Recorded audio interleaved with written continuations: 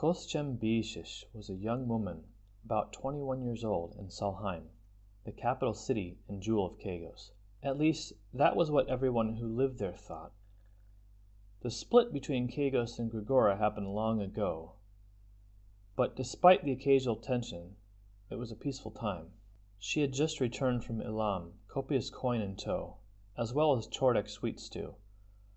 She hated chordek mostly, but could not resist the sweet, if very unhealthy, noontime meals that they enjoyed. Chordek was over 350 kilometers away, though, so it needed to be reheated. She poured it into a pot and lit a fire. Kosjem's business had been passed down from her parents. They had a small factory to make decorative furniture and a small workforce, but they never ran short of sales in Gregora, even when the split made things uncertain. This was just furniture, though. There was nothing political about furniture.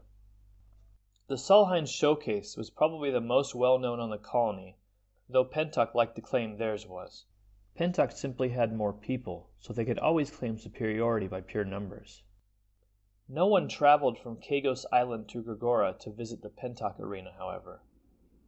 The best show was in Salheim, and people even from Chordek and Gim visited regularly. Tonight was one of those nights, and Kosjem wanted to treat herself after recent events. She had not been to the showcase in almost a year, and her favorite singers were performing there that night. Ellen Vatmama from a lesser Brokti clan family was a beautiful alto soloist. She never cared much for the sopranos or for the men. Ellen's voice brought her comfort and would be a perfect way to relax after this last trip to Gregora. Kosjem did not much care for the actors or the play that would be performed. She rarely did. She secretly preferred the children's stories because they were more interesting, but she could never admit to this. She was Vinken, and Vinkens did not like the risemte, as fiction was known. Good lies. Good lies were for children and mtehite, and no one would mistake her for that. The adult plays were meant to be true, but they were always exaggerated. No one thought of this as lying, but merely as an important part of telling history. It still had to be entertaining, after all. More entertaining than that smell. Damn, the stew was burning. She took it off the fire and tried to salvage what was left. It was too late, of course. The stew had been changed. It would never return to its original state. Ironically, this new form would have been more appetizing to the other people in Salheim. She ate it wishing she could have enjoyed it the way they would have.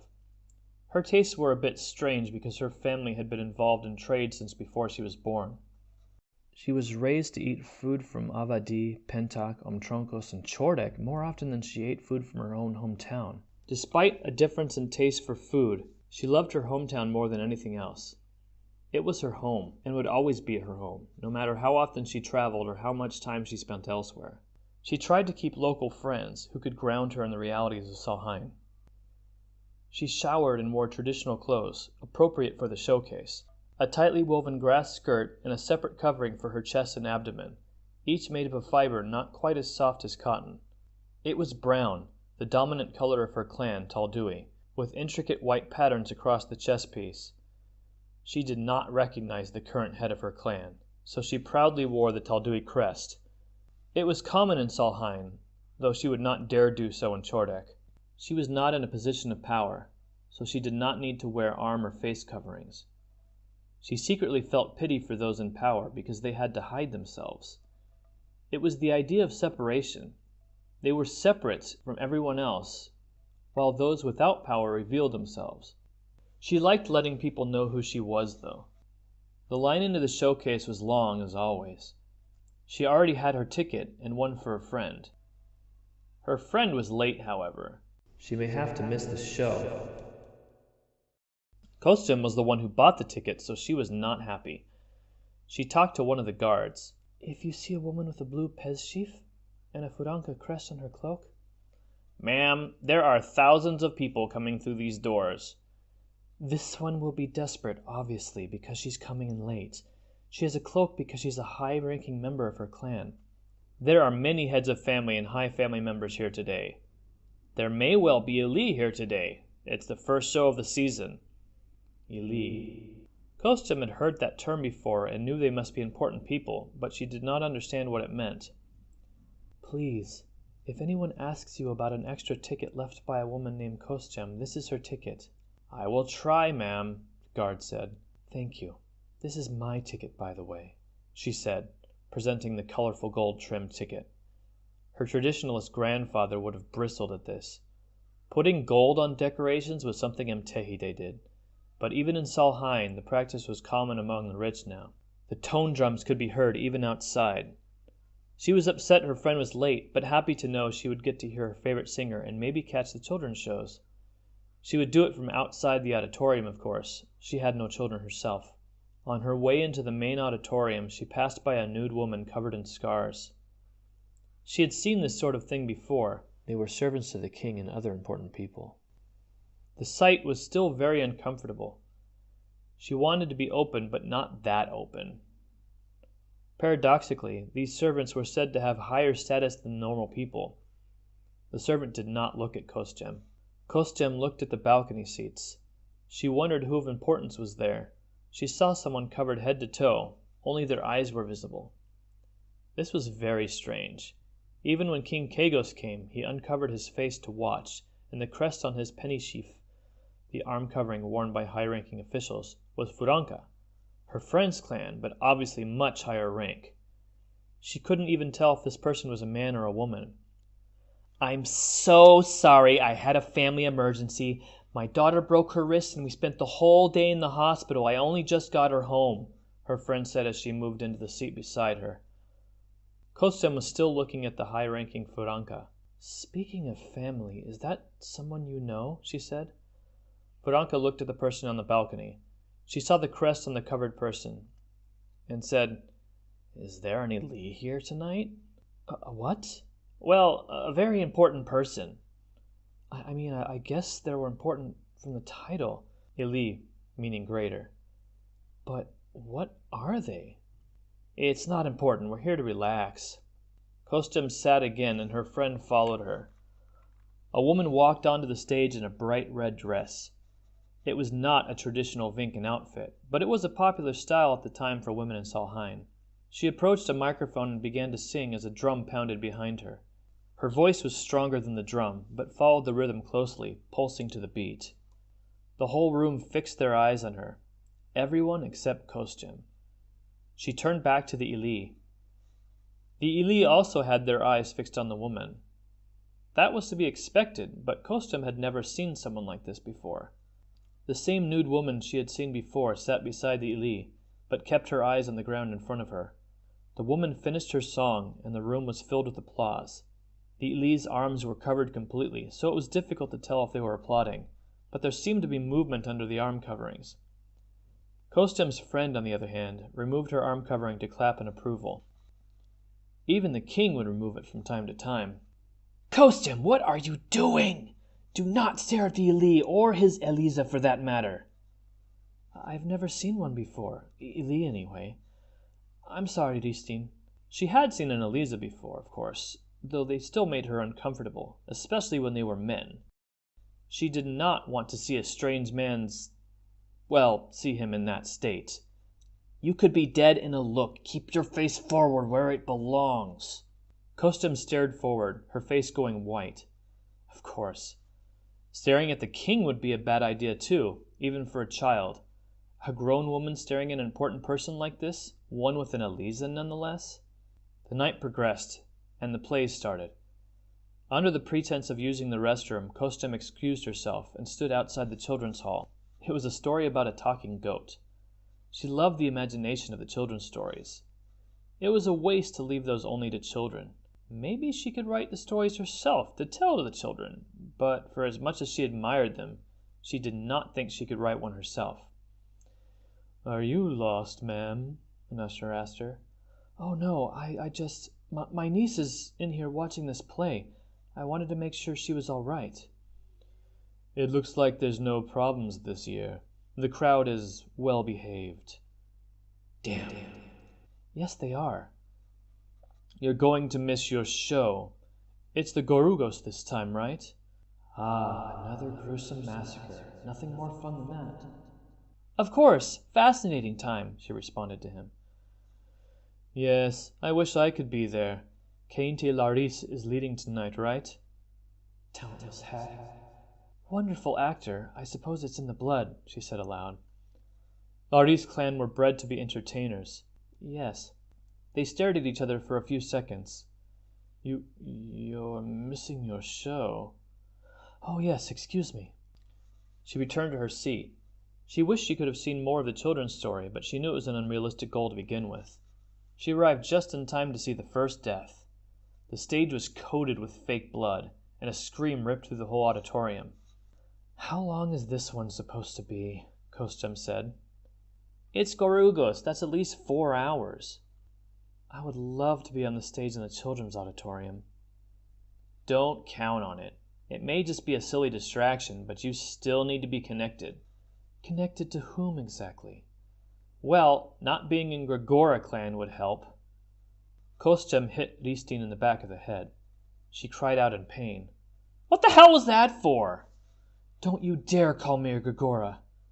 Quiet! One of the other patrons hissed. I know you're not Gregora, but there are still people who don't understand that. You should know, Kosjem said, her eyes misty. She had been bullied for this in school.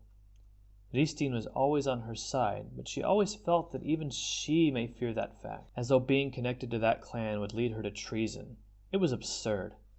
Even with the distant familial connections, even with all the travels, she was from Salheim, the center of culture and the most important place in the world. I come here to be Keigosite. My furniture is never sold well here. I have to go to Pentak and Chordek, but I take their money. I'm not one of them. I never will be one of them. We think and talk and act differently. I can hear that horrible Gregora dialect when you talk sometimes. You once said your sweet stew was juch good. Juch meaning very. I was making fun of them. And I like sweet stew, so what? You like uargato jam with meat, but I don't say you're from Laustek. Laustek is still Keigos. It's not Gregora. They were whispering to each other, and the stage was loud, but the people closest to them kept shooting angry glances at them. My point is, liking food doesn't mean anything. I bet you would even like bread. Not a chance. I needed you today, Ristin. I needed you to understand. I needed you to be there with me. Why are you acting like this to me today? I see you, you know. You always hang around the children's plays. No boyfriend, no hope of an heir. You need to grow up. Stop being interested in stories that aren't true. It's time to be an adult and live in the real world. My daughter is not always the smartest, but you know what? She will replace me someday, and I will be so happy. I am so excited to see her grow up. She can like things like those plays and the dolls and even something like bread now. But I would not be happy if she stayed like that all of her life. Eventually everyone needs to grow up. Kosjem huffed. She sank into her seat and crossed her arms. I suppose this won't help my image. She did not care, though. The fact is, she knew exactly how much she had to grow up. It would not be long before she had to be more grown up than Ristin. You're wrong, though, Kosjem said. About which part? I did have a boyfriend. An Elam. Ristin narrowed her eyes and stared at her. I know. More Gregora Hite. He was a loyalist, though. There are a lot of them in Elam. You planning on being a spy? Don't be ridiculous. He was very sweet. What do you mean, was? A drunk Gregoran follower attacked him at a bar. Ristin backed away. He didn't see it coming. Everyone knew he was loyal to Keigos, and it cost him his life. Tears flowed down her face. Something occurred to Ristin. You're not... 4 months. I can try to keep my family business, but I will have no one to help me raise the child. You know, there are doctors in Pentak. You were the one who said I needed an heir, and I needed to grow up, and... I know. But there's an order to things, you know. You can't jump forward like that without breaking your foot. I have thick shoes, she said. Quit trying to be clever. It doesn't suit you, Ristin said. Kostem's lip curled. I thought you'd understand. I'm just worried. I knew you would hang around the children's auditorium, and now I have a reason. Other people have noticed too.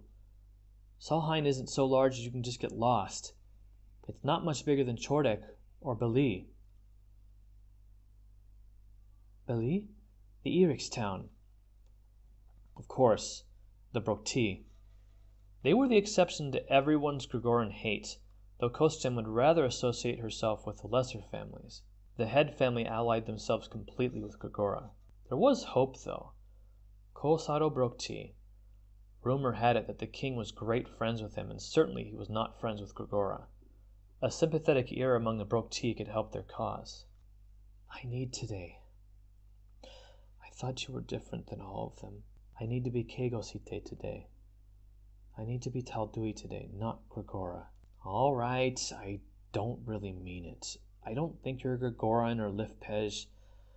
Most of the time, I mean. I didn't know about your situation. I didn't really want to talk about it. I wanted to visit the showcase. Speaking of, the battles are about to start. We can leave before the battles, right?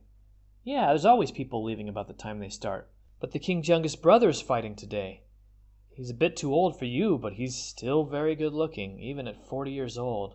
Right, like I could have a royal brother. And what if he dies today? He's the king's brother. He won't die. Kostem laughed. No, even if I could have royalty, I don't want to marry a fighter. I've had enough death for a long time. Ristin lowered her eyes. If you need anything, my husband and I can help you.